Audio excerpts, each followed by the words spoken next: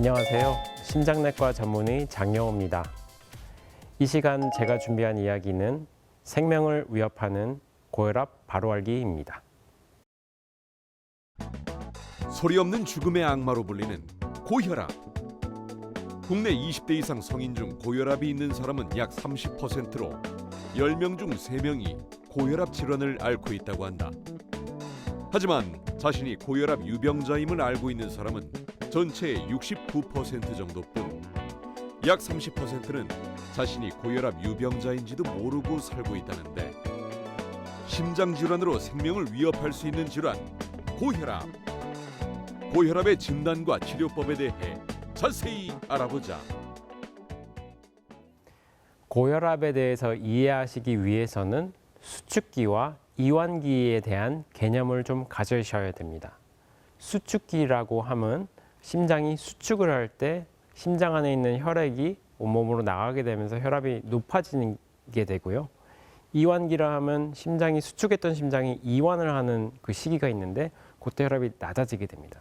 그때 높음과 낮은 혈압이 숫자를 기록을 하게 되는데 그 혈압들이 수축기 혈압 기준으로 140 이상인 경우에는 고혈압으로 하고요. 그다음에 이완기 혈압 같은 경우에는 낮아야겠죠. 그게 90 이상인 경우에는 또 고혈압으로 규정을 하게 됩니다. 그래서 수축기 혈압 혹은 이완기 혈압 그중 한 개만이라도 높은 경우에는 고혈압이 있다 이렇게 진단을 하게 됩니다. 그렇다면 그 실제 환자로 설명을 한번 드려보겠습니다. 얼마 전 제 진료실로 왔던 46세 여자 환자분이 있습니다. 증상이 특별히 있었던 건 아닌데 혈압이 높다고 오셨고 진료실에서 쟀던 혈압에서는 150에 100 정도로 혈압이 높게 나왔습니다. 아까 말씀드렸듯이 140에 90 이상보다 높으셨기 때문에 진료실 혈압 기준으로는 고혈압으로 규정은 할 수 있었습니다. 다만 나이가 아직 젊으시고 약을 사용하기에는 조금 이른감이 있을 수도 있어서 더 정확한 검사를 시행해 보기로 상의를 하였습니다. 그래서 더 정확하게 보기 위해서는 24시간 기준으로 혈압을 검사하는 24시간 혈압 검사를 시행하게 됩니다. 환자분은 24시간 기준으로 보았을 때는 혈압이 158에 104. 24시간 기준으로는 항고혈압 기준이 140에 90이 아니고 하루 종일 보기 때문에 130에 80이 넘으면 고혈압으로 규정을 하고요. 그다음에 낮 시간 기준으로 봤을 때는 혈압이 160에 105로 굉장히 높았습니다. 낮 시간은 135에 85 이상일 경우에 고혈압으로 진단을 합니다. 밤 시간도 굉장히 중요한데요. 밤에는 혈압이 많이 떨어져야 몸에서 휴식이 되고 심장도 쉴 수가 있겠죠. 그래서 120에 75 이하로 떨어져야 되는데 이분께서는 혈압이 밤 시간 평균도 146에 99로 혈압이 상당히 높은 것으로 나왔습니다. 그래서 이 환자분께 항고혈압 약제를 이제 시작해야 된다고 말씀을 드렸습니다. 근데 이런 약제들을 시작하기에 앞서서 환자분들이 왜 약을 먹어야 되는지 혹은 어떤 치료를 하면은 무엇이 좋아지는 것들에 대해서 굉장히 궁금해 하시곤 합니다. 이런 것들에 대해서 오늘 이야기를 좀 나눠보도록 하겠습니다. 먼저 고혈압의 원인에 대해서 좀 살펴볼 텐데요. 고혈압의 원인에 대해서는 이제 가장 대표적인 것들을 알려드린다면 고령, 나이가 많으신 게 이제 자연적으로 혈압이 높아지게 되어 있고요. 그 다음들은 이제 다 생활 습관들에 연관된 것들이 굉장히 많습니다. 과체중이라든가 비만, 그다음에 신체 활동 부족, 운동 부족, 그다음에 짜게 드시는 염분이 많은 식단, 그리고 과도한 음주 혹은 흡연 이런 것들이 생활 습관 내에서는 혈압을 유발하는 인자들로 되어 있습니다. 근데 이런 것과 같이 섞여 있는 것 중에 하나가 뭐냐면은 유전적 요인입니다. 이런 유전적 요인 같은 경우는 한 개의 유전자가 잘못됐다기보다는 여러 개의 유전자들이 조금씩 좀 다르기 때문에 고혈압이 더 잘 유발되는 분들이 있습니다. 그래서 이런 분들한테는 또 약물 치료가 같이 동반이 되어야 될 것 같습니다. 그럼 환자분들이 제일 궁금해하시는 것이 무엇이냐면 고혈압을 치료하지 않았을 때 어떻게 되는지에 대해서는 사실 이제 궁금해하시는데 증상인 고혈압은 대부분 없기 때문에 이런 것들에 대해서 꼭 말씀을 드리고 싶습니다. 고혈압을 치료를 하지 않고 오랫동안 방치를 했을 경우에는 제가 봤을 때는 가장 무서운 병입니다. 암과 동등할 정도로 가장 무서운 병이 뭐냐면 뇌경색 뇌출혈입니다. 제가 무섭다고 생각하는 이유는 뇌경색 같은 경우는 뇌로 가는 혈관 중에 한 가닥이 터지거나 막혀서 생기는 것을 뇌경색이나 뇌출혈이라고 하거든요. 근데 그렇게 될 경우에는 한쪽 뇌의 기능이 떨어지기 때문에 반대쪽에 있는 운동신경, 그러니까 마비가 오실 수가 있어요. 근데 마비가 굉장히 경하게 오시거나 다시 재활을 하면 돌아올 정도로 경하게 오시는 경우도 있지만 심한 마비가 오시는 경우에는 되돌릴 수가 없습니다. 그래서 고혈압 때문에 생기는 가장 흔한 합병증이 바로 뇌경색이 되겠습니다. 가장 무섭고 평생을 마비가 반신의 마비가 와서 부축을 받고 사시거나 해야 되는 경우가 굉장히 많아서 굉장히 중증 합병증으로 생각할 수 있습니다. 그 다음에 오는 것들이 심장 혈관이 막히는 심근경색이라든가 아니면 신부전, 그다음 콩팥이 나빠지는 신부전, 만성 신부전 때문에 투석을 하게 되는 경우까지 이제 여러 가지 합병증들이 있습니다. 그렇지만 환자분들이 실제로 이걸 인식하기에는 너무나 먼 얘기이기 때문에 이런 얘기들이 잘 들리지는 않습니다. 이런 것들을 오늘 여러분들과 함께 공유를 좀 해보고자 합니다. 그러면은 이런 큰 중증 사건들이라고 저희가 얘기를 하는데 중증 사건들이 아닌 경우에 고혈압에는 어떤 증상들이 있는지 굉장히 궁금해하실 것 같아요.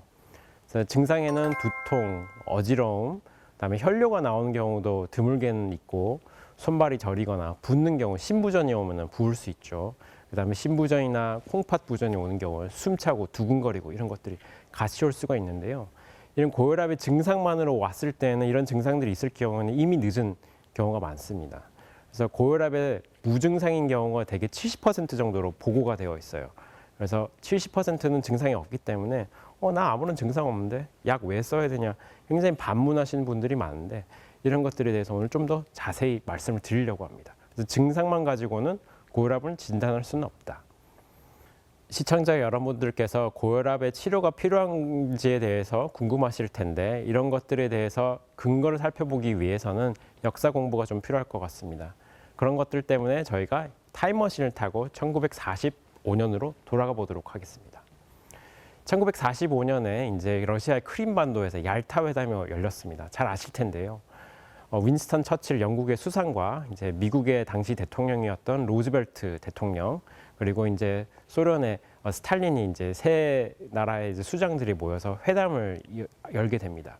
거기에 찍힌 이제 그 당시의 사진들을 보게 되면은 윈스턴 처칠은 시가를 물고 있고요, 입에. 그다음에 프랭클린 루즈벨트 대통령은 손가락에 이제 담배를 쥐고 있고, 그다음에 스탈린 대통령은 담배를 원래 피시는 분이지만 피진 않았지만 세 분 다 당시의 의료 기록을 보게 되면은 수축기 혈압이 180에서 200 이상으로 굉장히 높았던 세 분들의 이제 그런 그 기록들을 살펴볼 수 있습니다.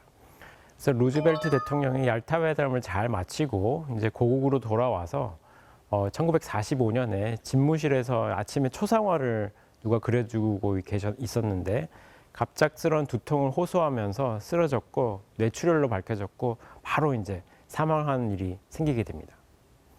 당시에 그 신문에서도 굉장히 크게 이제 대서특필이 되었고 고혈압 그리고 고혈압에 의한 합병증들에 대해서 굉장히 세간의 관심이 많아지게 되었습니다.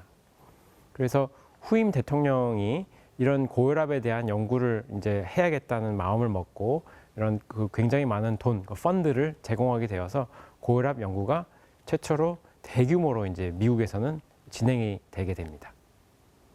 당시에 이제 의과학자 중 한 분이 이제 에드워드 프라이스라는 사람이었는데 이 사람이 이제 당시에는 고혈압 연구에 이제 선봉장이 되는 사람이었었습니다. 이 사람이 이제 그 의문을 가지게 되는데 과연 고혈압 치료하는 것이 이득일까 이런 것들에 대한 의문을 가지게 됩니다.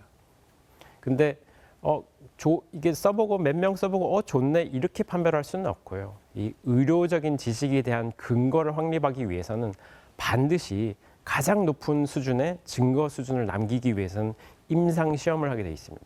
아무 임상 시험이 아니고요.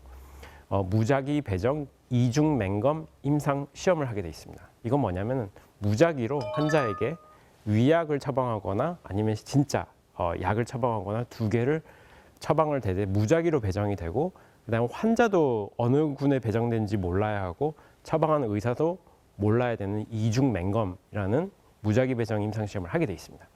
그 고혈압에 대한 첫 번째 연구에 대해서 말씀을 드리겠습니다.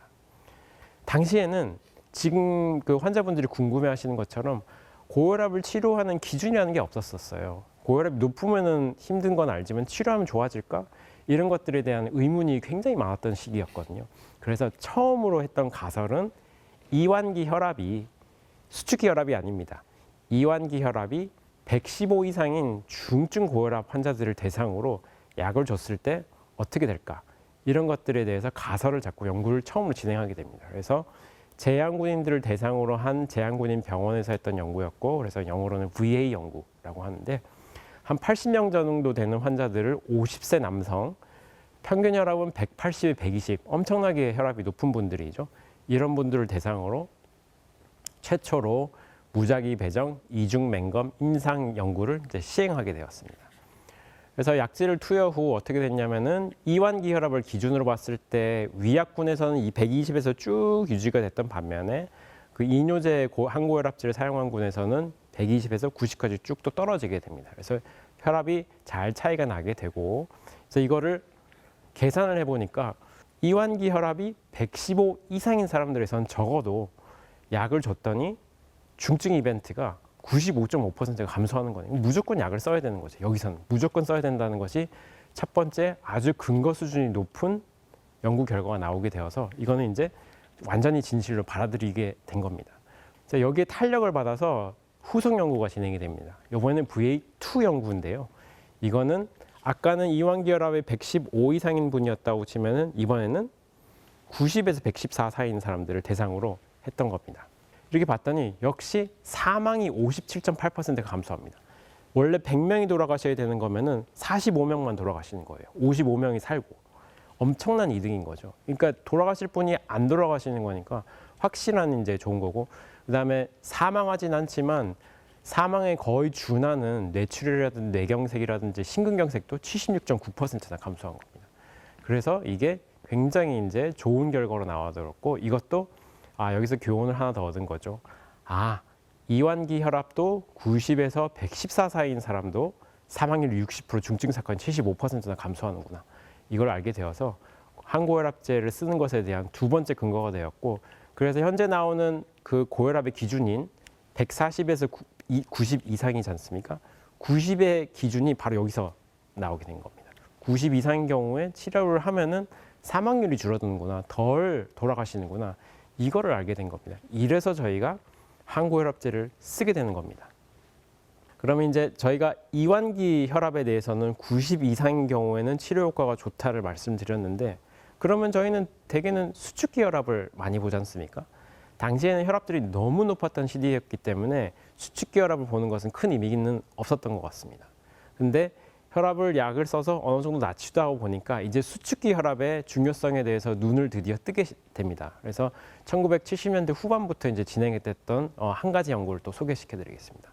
이거는 유럽에서 진행했던 UP 연구라고 하는데, 여기서는 기준을 이완기 혈압을 본 게 아니고 수축기 혈압이 160 이상인 환자들, 60세 이상 어느 정도 고령인 환자들에 대해서 수축기 혈압에 대한 치료 효과를 검증하기 위해서 시행했던 역시 이중 맹검 그 무작위 배정 임상 시험이 되겠습니다.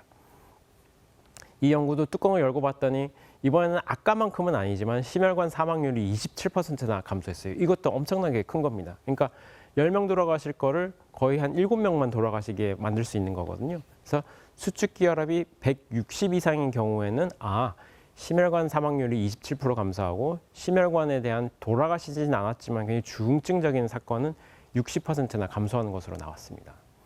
이런 것들이 힘입어서 조금 더 시대가 지나서 1993년에 JNC, 그러니까 국가공동위원회 5차 진료 지침에서는 최초로 저희가 지금 현재 알고 있는 140에 90이라는 그런 용어가 최초로 이제 고혈압의 기준으로 등장을 하게 됩니다. 그래서 1기 고혈압이 최초 이런 이제 그 현대적인 느낌의 고혈압 기수가 나오게 됩니다. 그래서 1기 고혈압은 140에 90 이상, 2기 고혈압은 160에 100 이상, 이런 이제 현대적인 느낌의 그 고혈압의 기준이 등장하게 되었습니다. 그래서 현재까지도 이어지고 있습니다.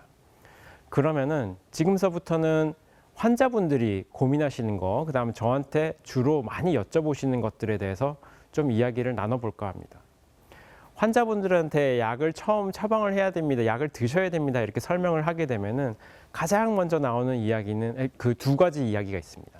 한 가지는 치료를 하는 것이 해롭지 않을까요? 그다음 두 번째는 약 평생 먹어야 되나요? 이게 가장 많이 하시는 질문이 되겠습니다. 이런 것들에 대해서도 조금 말씀을 드려볼 텐데요.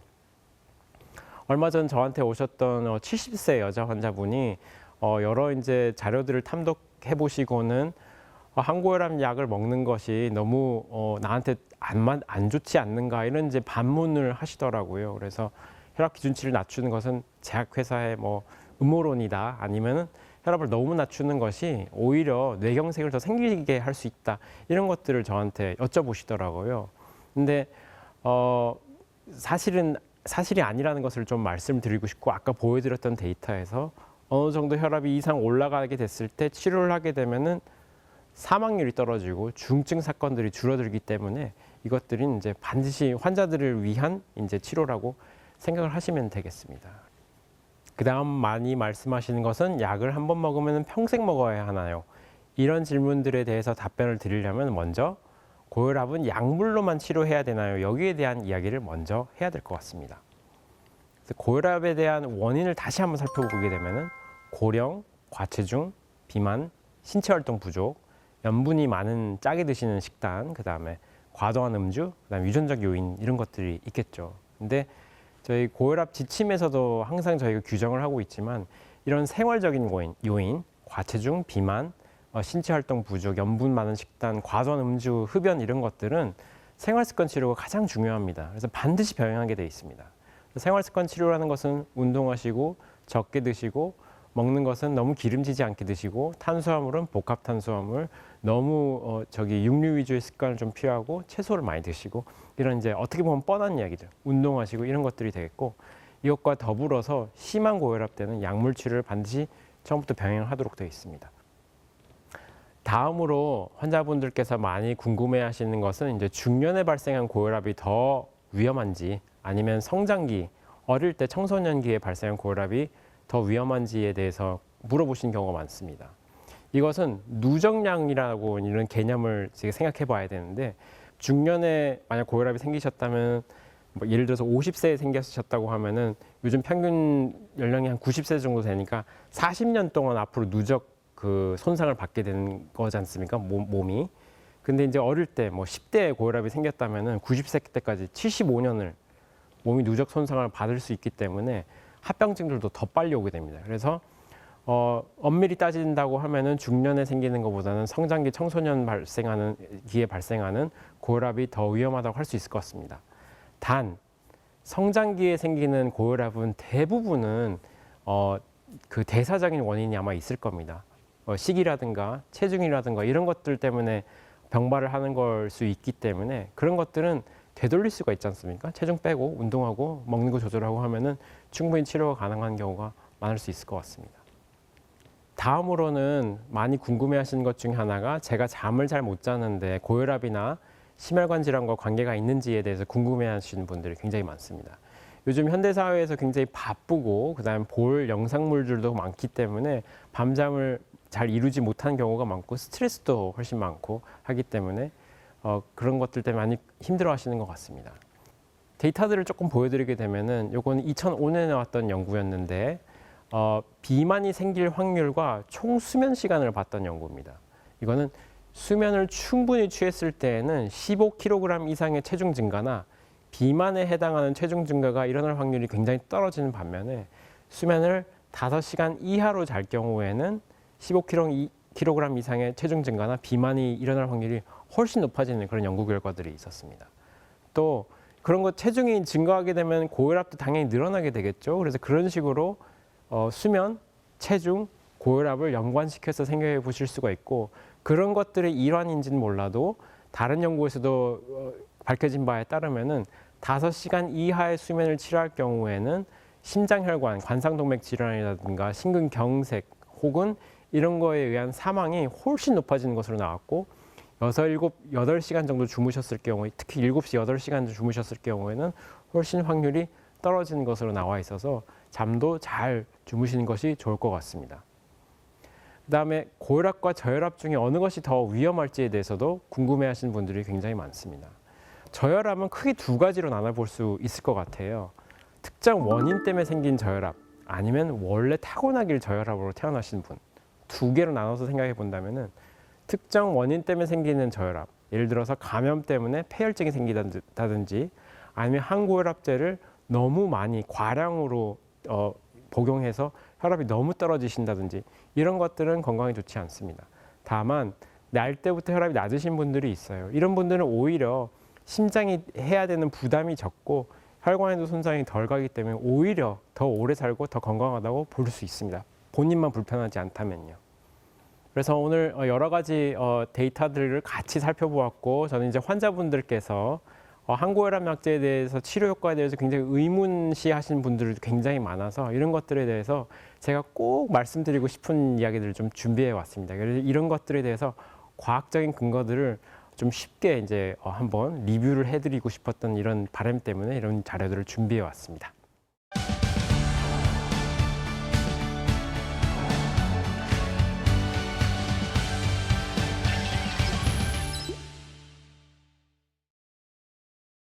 시청자 여러분들께서 고혈압과 관련해서 많은 질문들을 보내주셨는데요.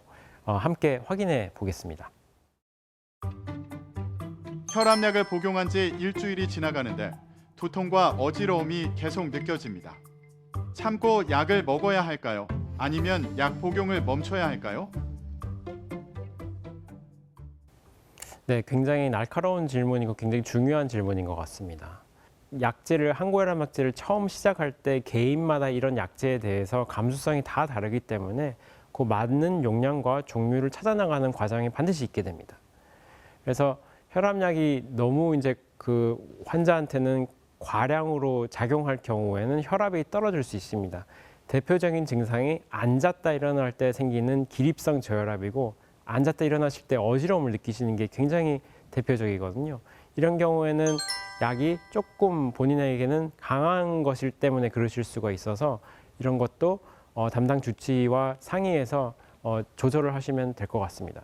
그래서 저 같은 경우에는 항고혈압 약제를 처음 시작할 때 반드시 한두 달 내에 다시 오시게 합니다. 왜냐하면 이 약이 평균적으로 한 개 클래스의 약제는 혈압을 10에서 15 정도 수축기 혈압을 떨어뜨리게 돼 있는데, 때에 따라서는 고령 여성 환자분이라든가 체중이 적으신 분들은 그거보다 훨씬 과하게 혈압이 떨어질 수가 있는데, 이걸 예상하기가 쉽지는 않습니다. 그래서 반드시 한 달이나 두 달 후에 다시 오셔서 부작용은 없으셨는지, 어지러움은 없었는지 반드시 저는 확인을 하고 거기에 대해서 다시 또 약제를 미세 조정을 해 들어가게 됩니다.